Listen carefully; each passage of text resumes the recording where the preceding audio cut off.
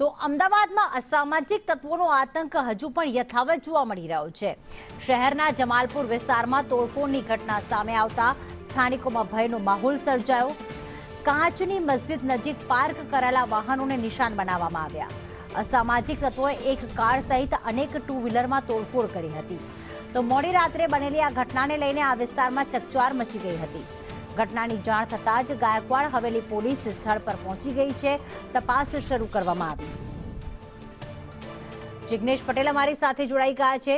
જિગ્નેશ, આખી જે ઘટના બની છે, અસામાજિક તત્વોને જો જાહેરમાં માફી મંગાવવામાં આવે, જેલમાં નાખવામાં આવે કે પછી એમનું ઘર તોડી પાડવામાં આવે, ડિમોલેટ કરવામાં આવે, પણ હજી આતંક યથાવત છે। શું વિગતો આ ઘટના અંગે?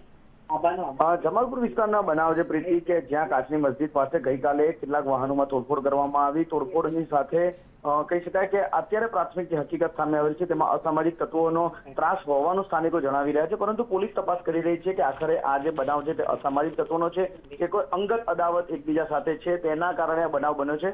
પોલીસ હજી આ અંગે ગુનો નોંધી રહી છે, ગુનો નોંધીને કાર્યવાહી કરી રહી છે, પરંતુ આ હુમલો કરવા, વાહનોમાં તોડફોડ કરવા પાછળનું હકીકત હજી સામે નથી આવી। પરંતુ પોલીસનું કહેવું છે કે સીસીટીવી ફૂટેજમાં કેટલાક લોકોની મૂવમેન્ટ દેખાઈ છે, તેના આધારે તેમની શોધખોળ કરવામાં આવી રહી છે। આરોપી પકડાયા બાદ આખી હકીકત છે તે સામે આવશે, પરંતુ અત્યારે જે પ્રમાણેના ઘટનાના દ્રશ્યો સામે આવ્યા છે, વાહનોમાં તોડફોડ કરવામાં આવી છે, તે જોતા સ્વાભાવિક રીતે એટલું માની શકાય કે વિસ્તારના અંદર, શહેરની અંદર જે અસામાજિક તત્વો અથવા તો જે લોકો કે જેને કાયદાનો ડર નથી, પોલીસનો ડર નથી, તેવા લોકો સરેઆમ ગુનાને અંજામ આપતા હોય તેવું માની શકાય છે। બિલકુલ, આભાર જિગ્નેશ તમામ વિગતો માટે।